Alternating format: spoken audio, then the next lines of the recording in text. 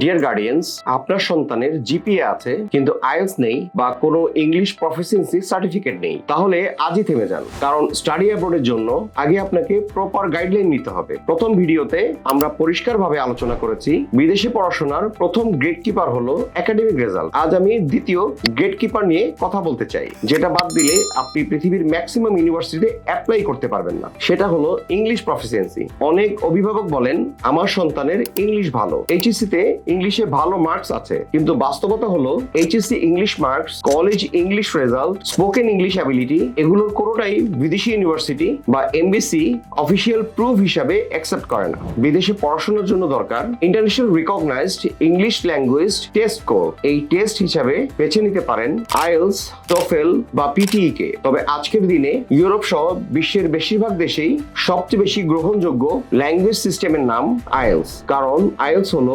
CEFR align. University এবং MBC দুটোতেই রয়েছে স্ট্রং অ্যাকসেপ্টেন্স। এই জন্যই আমরা বলি আইএলটিএস হলো সেফেস্ট ইংলিশ পাসপোর্ট। এখন আসা যাক আইএলটিএস এর গুরুত্বপূর্ণ বিষয় নিয়ে। আইএলটিএস এর রয়েছে 4টি module: listening, reading, writing and speaking. এই সবগুলোতেই আপনাকে সমান গুরুত্ব দিতে হবে, তবে স্পিকিং একটু বেশি গুরুত্বপূর্ণ। অনেক বিশ্ববিদ্যালয়ে ওরাল ইন্টারভিউ বা ভাইভা হয়, ক্লাসে প্রেজেন্টেশন, আলোচনা এবং গ্রুপ ওয়ার্ক করতে হয়। তাই স্পিকিং ভালো না হলে সমস্যা হতে পারে, যার কারণে স্পিকিং সহ বাকি সবগুলো মডিউলে বিশেষ ফোকাস দিন। আইএলটিএস এর পরে আসা যাক টোফেল নিয়ে। ইউএসএ সহ অন্যান্য দেশেও এর অবস্থান রয়েছে। এটি মূলত কম্পিউটার বেসড একটি ইংলিশ ল্যাঙ্গুয়েজ টেস্টিং সিস্টেম। এখানেও 4টি মডিউল রয়েছে। আইএলটিএস এর মতো এই সিস্টেমটিকেও একইভাবে গুরুত্ব দেওয়া উচিত। এর পরেই অবস্থান রয়েছে পিটি। এটি অস্ট্রেলিয়া এবং কিছু ইউরোপিয়ান কান্ট্রিতে অ্যাকসেপ্টেড, কিন্তু সব ইউরোপিয়ান ইউনিভার্সিটি এটি অ্যাকসেপ্ট করে না। সর্বোপরি আসা যাক ডিউলিঙ্গো নিয়ে।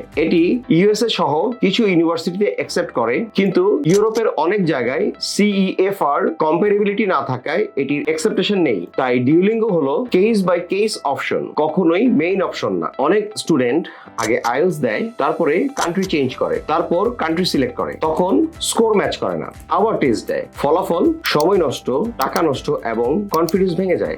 এটাই হলো রং সিকোয়েন্স। আমরা কখনোই বলি না আগে আইএলটিএস দেন। আগে আমরা জিজ্ঞাসা করি আপনার একাডেমিক প্রোফাইল কি, আপনি কোন কান্ট্রি টার্গেট করছেন এবং কোন কোর্সে পড়তে চান। তারপরে আমরা বলি আইএলটিএস লাগবে কিনা, লাগলে কত স্কোর লাগবে, কোন স্কিলে বেশি ফোকাস দিতে হবে। আমরা রিস্ক হাইড করি না, রিয়েলিটি এক্সপ্লেইন করি। যারা বলে আইএলটিএস ছাড়াই সব হয়ে যাবে, তারা হয় জানে না, নয়তো আপনাকে জানাতে চায় না। বিদেশি ইউনিভার্সিটি প্রমিস শুনে কাজ করে না, তারা কাজ করে ডকুমেন্ট দেখে। তাই আজ এই 5টি কথা মনে রাখুন।